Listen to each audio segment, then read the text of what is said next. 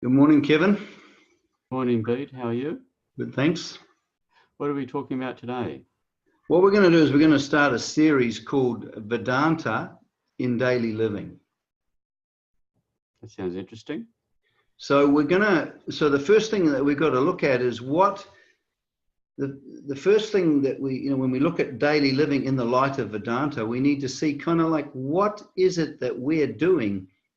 Here we are, we're living, but what's actually happening? What are we doing in this? What are we doing in this living? What are we up to, if you like? Mm-hmm. And that's what I want to go into. Okay. So, Swami Dayananda, when I'd studied Eastern teachings before and stuff like that, I'd heard the word samsara or samsara, mm-hmm. and it expressed this idea that we were in this, condition, and it seemed like, for me, it was like that was expressed was a cosmological condition. We're caught in this big thing called samsara, and it was our problem. Now, when I came across the teachings of Swami Dayananda, he gave a meaning to samsara that located the whole condition with me. Not with the world. Not with the world, not with other people, but something that I was actively in my daily life living moment by moment. Yeah. And what he said was that in kind of other words, but in the sense of what he was saying, is that my living is characterized by a compulsive, insistive, dynamic, forceful movement to other people and things in order to find a feeling of security and happiness. That's what I'm doing in daily life. And not only am I doing that, I'm actively doing that, and I'm enclosed in this activity. Yeah. So instead of some big thing that's happening to me that I'm a victim of, rather that samsara is my continual and constant activity of trying to find peace and happiness and security in the world of things and people, or in the world of appearances. Yeah. Now, this was very interesting to me because with my psychological background, and I want to just today tease out this what we call an existential condition, this condition of us human beings, and what we're really up to, as opposed to what we appear to be up to. And what do you mean by existential? I mean, when I say we're talking about existence, existence refers to our life actually in this concrete world. It's not a theory. It's our actual existing in the world. So when I refer to existence, I'm referring to that existing. So when we say existential, it's an adjective, isn't it? So we're saying our existence life, that type of thing. Can you say how we're being in the world? Yep. It's exactly how we are being in the world. Yeah. At any one moment, we are being in the world. Okay. And so that being in the world is our existential life. Okay. Yeah. Now, so here we have this compulsive urge to find happiness and fulfillment. Now, Swami Dayananda said another amazing thing. He says, we wouldn't be seeking happiness and security if we had happiness and security already. So this is suggestive of the fact that behind this compulsive drive, there is a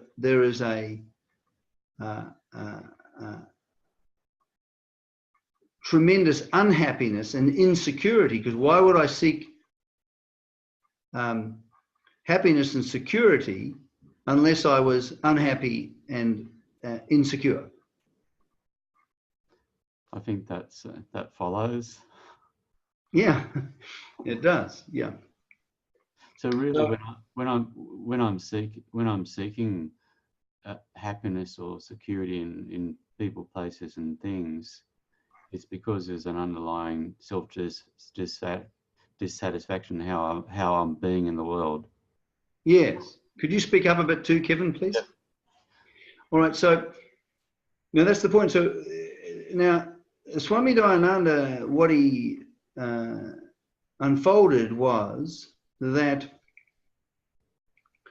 the basis of all our compulsive strivings, you see, so the compulsiveness and the striving nature of, which is this activity of being enclosed in samsara in order to find happiness and security in people, places, and things, is two things: insecurity and self-dissatisfaction. That's what he said. So that what happened, when we mean by insecurity, we mean fear, tremendous fear.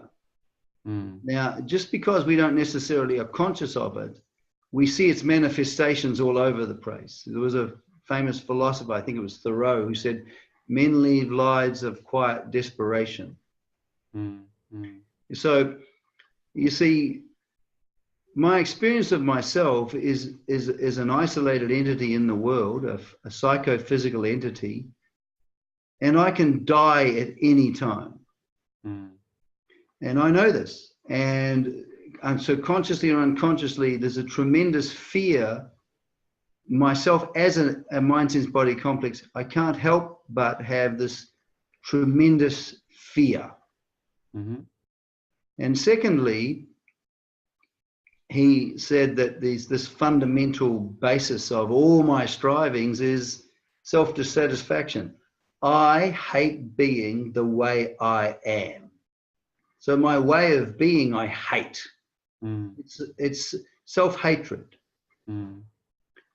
So what happens is that this self-hatred or insecurity is not with other people. It's not with the world as such, and it's not with my mind. It's centered on me. I'm experiencing myself as an entity fearful. I'm not necessarily conscious of this, but the basis of it is that fundamentally, the fundamental problem is I'm experiencing myself as a mind, sense, body complex who is afraid and who hates themselves. Now, this sounds rather rugged, for Swami Dayananda, this is the fundamental problem centered on each individual. And our whole life is a striving in order to deal with this. So we're not normally aware of this because our ego defense mechanisms in various mechanisms, like blaming others or blaming the world, shifts the focus away from us. So we don't know that we're doing. That's our condition. That's exactly right. We don't actually. You see, when, like, for example, let's say that. How often in social life have you seen yourself or others sort of bragging or high-noting themselves or trying to look good or trying to present themselves in a way that will get social approval? How often have you seen that, Kevin? I think it's fairly ubiquitous. It's all over the place, isn't it? Now, the fact of the matter is that when you do something repeatedly enough, you lose awareness of it. You know, have you ever gone into a stinking factory and then after a while you don't smell it? Yeah. The same way, when this constant self-promotion or bragging or attempting to look good, because you can actually get, if you're socially skilled, you can actually get good at being impressive. So when you're being impressive, you're having an experience of yourself where other people are accepting you or are agreeing with what you're presenting, the underlying feeling of I am no good in myself, I'm empty in myself, I'm of no value in myself, that is not evident to you because you feel sort of comfortable in your social space. Your bragging has succeeded, if you like. As a temporary solution that doesn't actually work. Well, it's a solution. Now, let's imagine that here I am, and I'm fairly, inverted commas, secure in myself. In other words, I'm having an experience of myself as a socially approved of person. And then you come along and say, "Oh, Bede, I hear that you were drunk the other night, and or vomited all over your front door or something. Something, whatever." Suddenly, you've said this, and you've said this in front of other people. Suddenly, I'm thrown back. I'm thrown back into the feeling of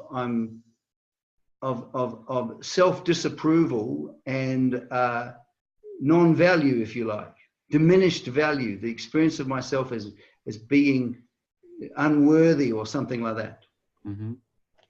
Now, but my experience is that you have humiliated me.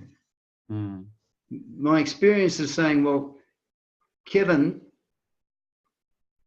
has exposed me, has put me down in front of these other people. Now, fundamental, but in the light of the Vedantic teaching, that's not true.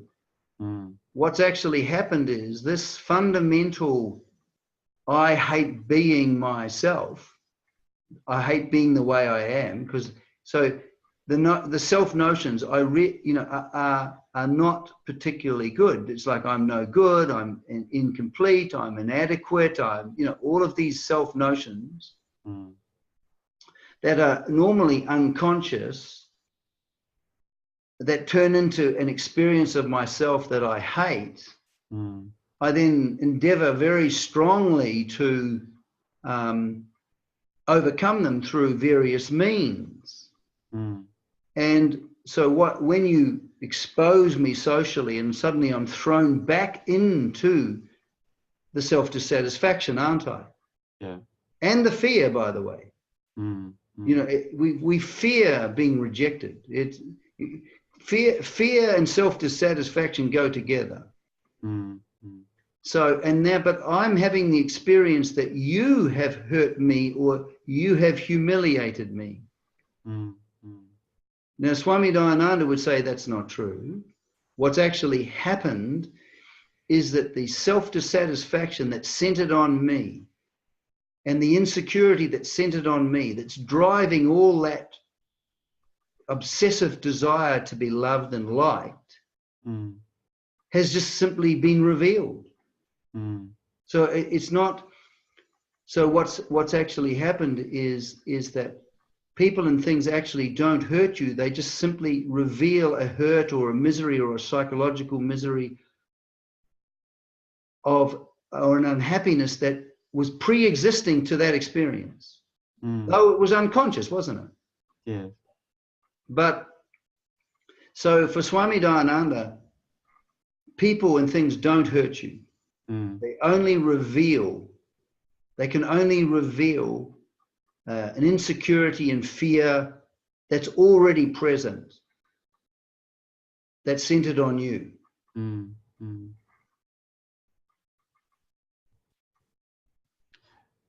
And we don't, that because that's so pleasant, we'll project that somewhere else, won't we? That's Sorry? Because that experience is so unpleasant, we'll blame others for that hurt, so it's sort of deflected off us. We don't normally experience that directly. No, what will happen is that misery, that psychological misery, that human suffering, will color all my what I consider absolutely what I love. So if let's say self-dissatisfaction in the form of non-self-approval will result in an absolute love of being maybe admired, liked, looked up to, whatever. That feeling of incompleteness, of being small, of being diminished.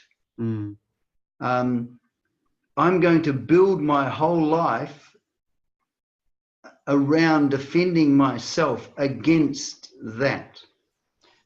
This underlying self-dissatisfaction or feeling insecure, is that real? Yeah. Yeah. It's real in the sense that, I don't want to go too much into this, Kevin, but when in Vedanta, for example, when you're mistaking a rope for a snake, the experience is very real as an experience. Luckily, it's not a reality because experiences can disappear, right? Yeah. That's why Vedanta works. But so we're not, we need to be very truthful existentially. We need to be truthful to our experience. We need to know very clearly what our experience is. To deny our experience on the basis of some spiritual theory, oh, well, it's not really happening, is just madness. So what we're looking at here this morning is, what is this? What is everybody up to? What are they doing? Well, I'll tell you what they're doing. They are building their life around and trying to resolve this fundamental self-dissatisfaction and fear. So irrespective of the social face they produce, and like what Dr. Jung called a persona, when we come into social situations, we present a face, don't we? Yeah. Like a mask. And it's good too. I mean, it makes social interaction smooth. But let's remember that the person's being is not that. What we're looking at is the presentation. And so in Vedanta, we want to look at our life in a clear and accurate way.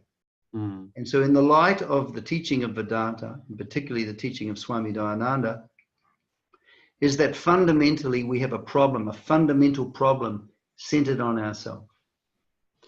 And so what's going to happen, and we'll just take, at this moment, we'll only take the striving for social approval or looking good, you know what I mean? Being a good look in our own eyes or in the eyes of other people, which is obsessive, compulsive, and continuous.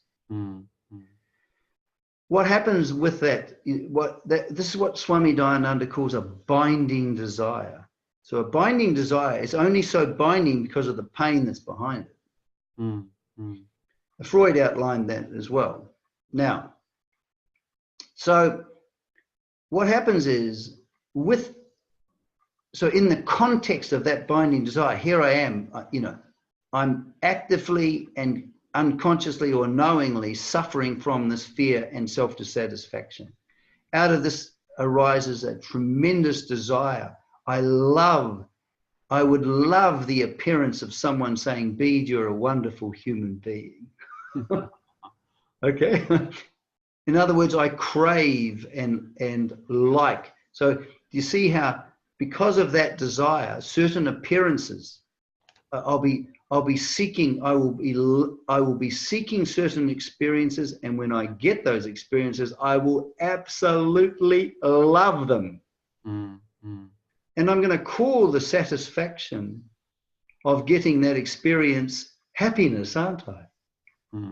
But in fact, it's not happiness, it's ego satisfaction. Instead of feeling deflated as an ego, I'm going to feel inflated as an ego. I'm going to feel puffed up. And that's based on what I think whether other people are approving me or not. No, it's not based on that. I feel puffed up because I'm having an experience of myself as acceptable. And because of that, And I love that because I feel so unacceptable. The meaning of the experience of ego satisfaction is ego dissatisfaction. It's not that you've reproved of me. You are not causing me to be puffed up, actually. You're just triggering it because I obsessively love the idea of being approved of or loved. Because of the self-dissatisfaction, I'm now having an experience that I love, and I'm calling this happiness. This is not happiness, by the way. No.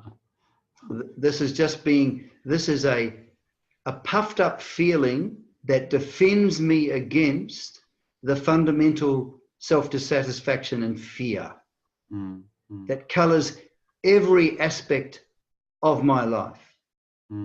So don't get fooled by the social presentation, the persona. Okay, it's not true of yourself or others. You are not your persona. My persona, I hope,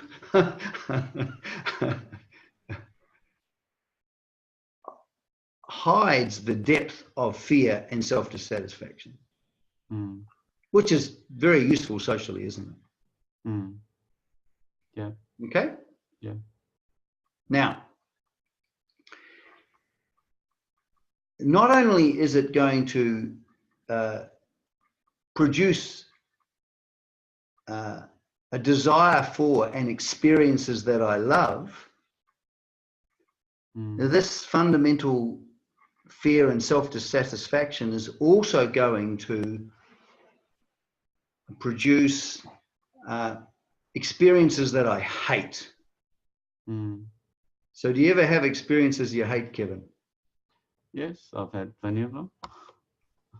Yep. People or children or people doing things I don't like. Yep. So hate has various forms, doesn't it? But we're going to stick to this desire to be liked and approved. So when someone doesn't treat you with enough respect, we can suddenly feel very annoyed, can't we? We can be so easily affronted with the insensitive and wrong actions of others. Would you say that's true? Yeah. So again, what's the meaning of that experience? It seems like that I'm being annoyed by the actions of other people. But in actual fact, what's manifesting is actually, it's a form of hatred. You know, this annoyance and irritation towards others? It's hatred, isn't it? But when we're caught in a binding desire for something we love, we can't help that. We by necessity will be hateful to varying degrees. Like when you told everyone how I got drunk and vomited. Just for the audience, that never happened. But but the thing is that when I'm annoyed with you or angry with you, when I hate you, do I feel justified? No, yes, we always feel justified. I feel right. But not only that, not only do I feel right, I feel that you really are causing me the anger. But the real basis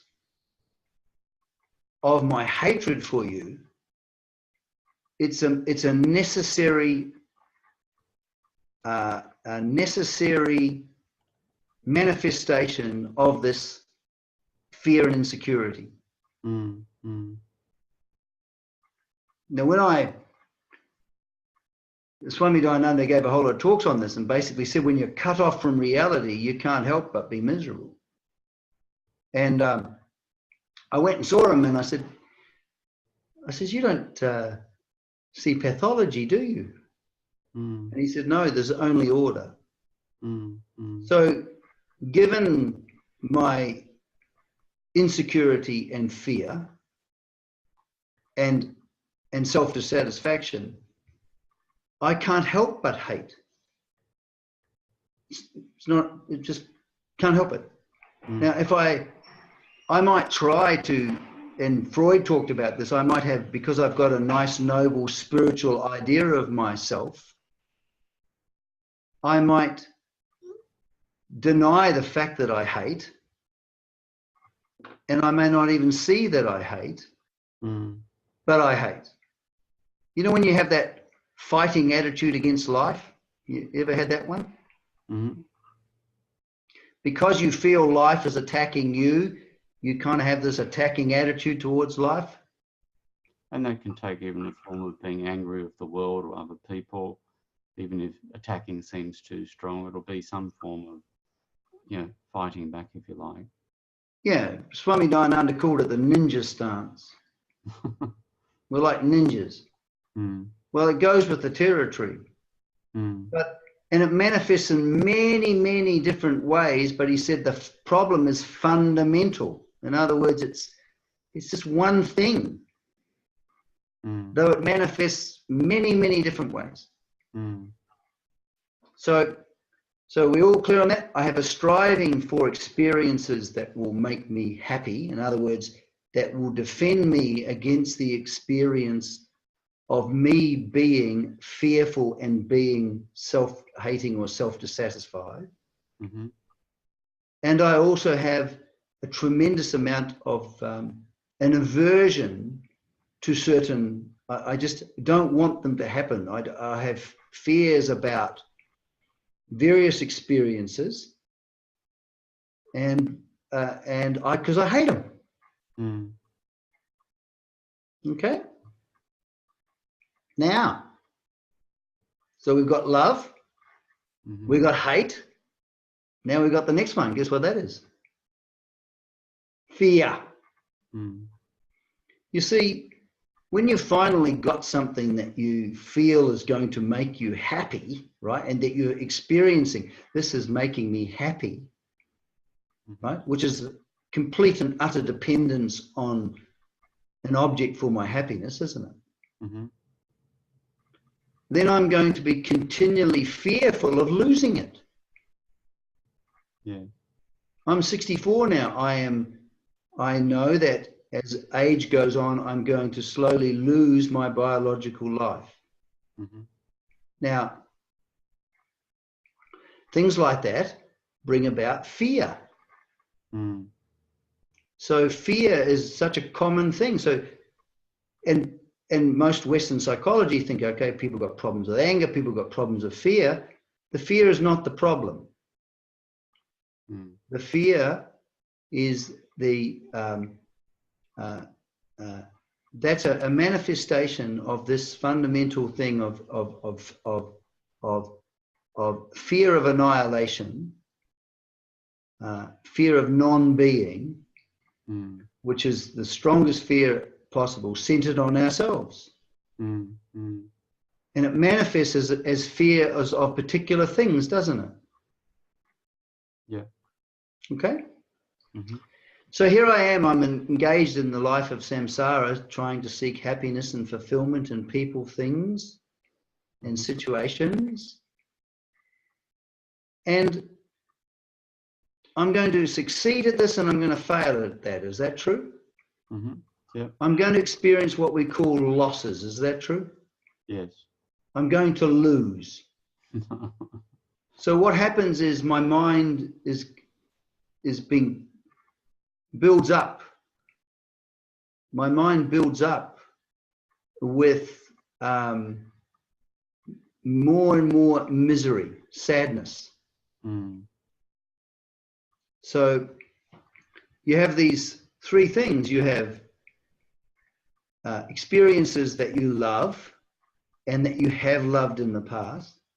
You've got experiences that you hate and that you hate in the present. You've got fears concerning losing what you've got, and you've got this accumulated sadness. So we have these, you have this implicit, built into this whole process of samsara that we are actively engaging in.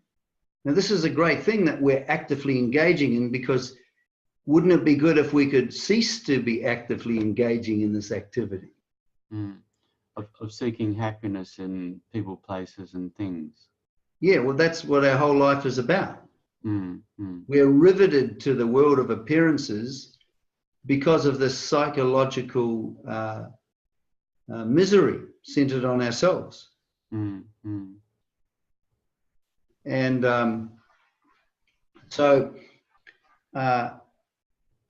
but the misery isn't actually seen. It mainly is unconscious. Now, for example, have you ever seen the experience of, have you ever seen people kind of being very arrogant? Yeah. Or self-righteous? Yeah. Now, again, if you understand that everything you're looking at is a person attempting to defend themselves against this insecurity and self-dissatisfaction, against this fear of and self-hatred. Yeah. So when you're looking at human beings, when every aspect of their life is colored by this activity. So when I'm being arrogant, I'm putting myself forward. When I'm bragging, when I'm being self-righteous, oh, how could they be so stupid? That basically, I feel a compulsion to see people as stupid, because then I don't feel I'm stupid. It defends me against this, this being conscious of the psychological misery, and this suffering is extraordinary. Yeah. This is not a small thing. No. On top of that, this suffering, it's this striving of happiness in people, places, it interferes with us actually being helpful towards others and situations. We'll be helpful to the ones who serve us, yeah. Yeah. But we can't help but be indifferent or hate people who don't. So, but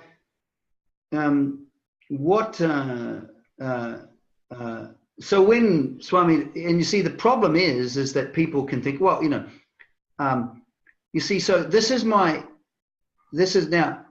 how do I know that I actually suffer from this condition? Well, the thing is that it's quite easy. Do I find myself loving and needing certain appearances in order to feel happy? Sometimes, Kevin, I feel miserable because I can't get a cup of coffee. So do I get irritated and annoyed or experience various forms of hostility? I do. Am I fearful of certain things? Yes. Can I be sad about certain things? Yes. So this fundamental condition that Swami Dayananda talks about is all pervasive. And don't be fooled. Just because people can be a good look, of course we're going to be a good look, because being a good look defends us against it. I'm not saying not be a good look, by the way. Socially, it's okay to be a good look. You've got to be polite. It doesn't disturb people. But you see, this is the underlying thing. Now, where is the location of this problem? It's right here, right now, as I am. So If any moment, let's say I'm upset with you right here, right now, as I am, this is the fundamental problem raising its head, becoming evident. If I'm angry, if I'm lonely, if I'm empty, if I'm annoyed, if I'm irritated, if I feel better than others, smarter and wiser than others, all of these things are there. Now, I want to ask you a question, Kevin. If I know, if I if I read a book on Vedanta and I go, oh, so I'm not my body and I'm not my mind and I'm not my, because these are all objects of my perception. I'm consciousness and I know this, right? And I read this and I go, yeah, I agree with this. Yes, I can see this. Yes, right? Is that going to, right here, right now, as I am, resolve my present suffering?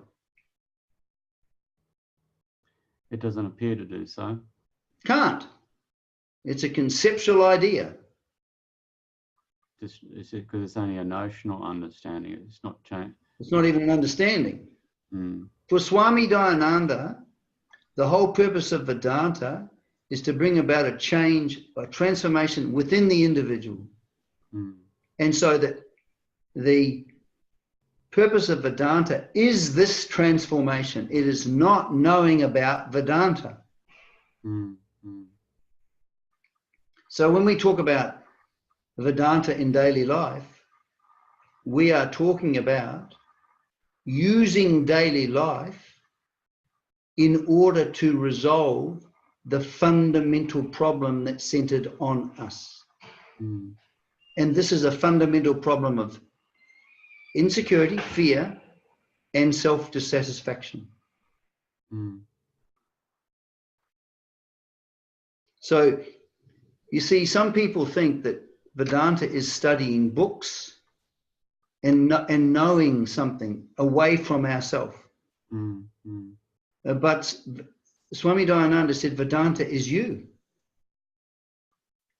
And the thing is, so we don't study Vedanta, we study our lives in the light of Vedanta, which we're doing now. We're looking at the human situation, aren't we? Mm. But we're not philosophers, we're not looking at the human situation. Mm. We are looking at our situation. Mm. I'm looking at me. Mm. Do I experience obsessive loves? Yes. Do I have various forms of hatred happening into my life? Yes. Do I have various fears? Yes. Do I have certain sadnesses? Yes. Great place to start. So when you say Swami Dayananda says Vedanta is you, he doesn't mean you or me as a enclosed psychological entity trying to seek happiness in the world and people and places. He means when Vedanta is you, it's you as being wise, being. Yeah, I don't want Kevin. I don't want to go that way yet. Yeah. What do you mean? Is the important point here is that we use Vedanta as a means to see our life clearly. Mm, mm. The whole target of Vedanta is our life and the transformation of that life, the transformation of our way of being in the world. Because if we can't shift away from this, if there's not a shift away from samsara, we can read all the Vedanta books we like. We can go to classes as much as we like, but unless we can actually discover another direction, if you like, or unless we can know what it means to be free from samsara, in other words, this relentless, compulsive movement out towards objects, which involve loving, hating, fearing, and the accumulation of sadness. It doesn't, you see, trying to be successful, to live, to successfully gain as much ego satisfaction as I can until I die is a loser's game. I'm never going to win. It's just, It is just completely impossible. I can't win that game.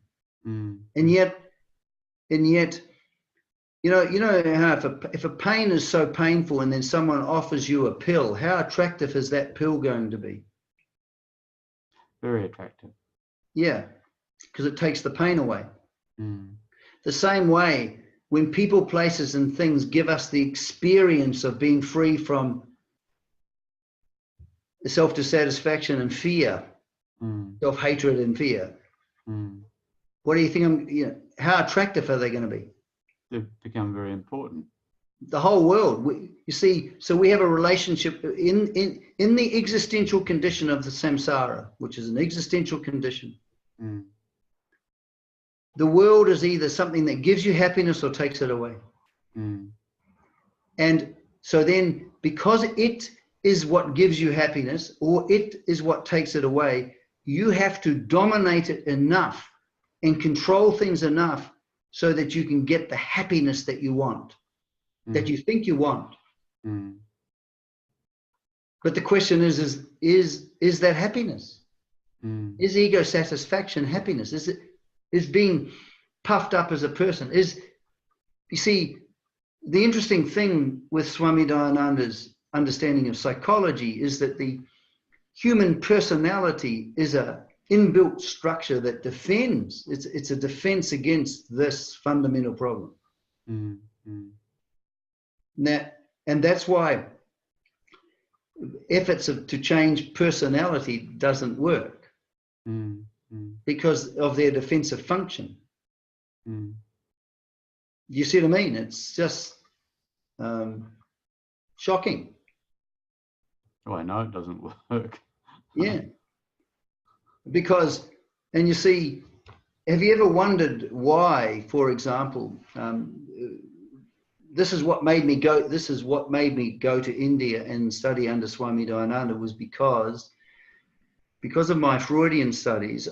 They have a thing called repetition compulsion, which, and when I heard that word, I was about 20, I was studying, I was about 20, and I thought, that's me. Hey, that's me. It means to compulsively repeat again and again. And there was a clinical case of a woman who had a father who used to beat her up and was an alcoholic. Now you'd think, oh my goodness, that's terrible. Like she'll want to avoid that for the rest of her life, wouldn't you? Because it's a painful experience. It involves hurt, doesn't it? The problem is that she fell in love. Guess with what type of man? An alcoholic. Who beat her up. Then she was very unhappy, so she broke off with him, and then she fell in love with another man. And guess what? He did the same thing. He beat her. You have to talk louder, Kevin. He did the same thing. It was an alcoholic and beat her up. That's right. And then guess what she did? She fell in love with another man. Now, is this a true story? It's a true story. Now, so the psychoanalyst couldn't understand why was this, So Freud came up, saw this phenomenon very well, and thought, this isn't a life wish, this is a death wish, So he postulated a death wish. Okay? Now, but Swami Dayananda sees that entirely differently. There's no such thing as a death wish. There's self-preservation. There's a sense of identity which is formed by our previous interactions with others, right? And then once that identity is formed, we have a compulsion to preserve that because it makes us feel secure. It avoids anxiety, fear. That fear of annihilation? Yeah. So here's a person unconsciously, not even finding any man, being interested in any man who wasn't fundamentally. So, people can intuitively see people who care what they like. We're like bees. We really pick each other up. But consciously, she was looking for love. So she was having this experience of being a happy person and a sad person in that endeavor, wasn't she? But what was preserved throughout when she was feeling happy and eager and loved and cherished by, by a man? It was ego satisfaction, isn't it? Ego inflation, isn't it? And when she wasn't, it was ego deflation, wasn't it? What's the common denominator? Ego. So the ego wins. So the whole thing about ego is there's a compulsion to preserve it, even if it calls for a way of life which seems destructive. You know how when I was younger and I studied to be a priest, and I was working in the inner city with mainly young Maori kids. You knew their character, and because you knew the character, you knew the end of the story. You knew it was either in jail or dying of a drug overdose. You see, well, it's the same with all of us. There was a famous Greek pre-Socratic philosopher by the name of Heraclitus. He said, character is destiny. So when I understood that Swami Dayananda had resolved this problem, that's why I went to India, because I wanted to study his psychology. I found his illuminating insights as to our psychology and our motivation and how we're really working. I've never met anybody like him. And I knew that he'd resolved this problem of repetition compulsion. You know what I mean? And because he saw it all centered on identity. Now, because character is identity, isn't it? Yeah, that's what I mean. Well, character is the manifestation of the identity. If I think I'm a fool, I'm going to act like a fool. Yeah. I mean, it's just the way it goes. Now, you see, one thing I want to bring up is that Vedanta requires that if we do not see that we have this problem, if we do not see that we have the disease that it cures, then all it will become is a form of spiritual self-adornment, because it's very easy for spirituality to become a way where we can feel superior and more special than others, or we can feel kind of holy, or we can feel wise, or all of these things, because but when we thoroughly understand that here I am, I can see the manifestations. And because it's too unbearable to actually feel our real situation, it's too fearful. So we have all these defenses to stop us experiencing it. Yeah. But the cracks are constantly becoming evident every time. Have you ever felt tense and disturbed, Kevin? Yes. Yeah. Have you ever felt? Have you ever suddenly found because of what's happened, you've become different? You've become uptight. You've become angry. You've become this. Yeah. And the thing too is that we can never feel at home in this world. This is not, we can never feel at home because it may be giving us something we like today, but it's going to take it away tomorrow. So to study Vedanta, to come to Vedanta, we use it as a light to look at our life. And this light doesn't care about our vanity. This light reveals to us as we are. But in this series, we're not going to be looking at, Vedanta as an academic subject. We're going to be looking at Vedanta as a means in order to resolve this insecurity and self-dissatisfaction centered on us. This is its whole meaning. There is no other meaning to it. To resolve the psychological suffering. To resolve it's to resolve the fundamental problem, which is centered on us of insecurity and self-dissatisfaction, as Swami Dayananda calls it. Because he says that it's located with us. It's not, I don't have this problem. I am this problem. I am being fearful and I am being self-hating. And out of this situation, my whole life is built. And my whole psychological structure is a defense against it. You see, funnily enough, that girl who kept on falling in love, she was defending herself against fear. Can you believe it? It's hard to see that. Of course it is. It doesn't make sense. But have you noticed that in life, for example, that you have repeating scenarios with your spouse, that unpleasant scenarios that repeat with the same end result? Yeah. Continually, again and again. That's not unique to you or me or anybody else, because of this compulsion, because this sense of this desire, unconscious desire to preserve our sense of identity under every circumstances is a problem. You know what I mean? Like when you see people and they come in for counseling and things like that, it's they've got the problem you have got. Everyone suffers from the same problem.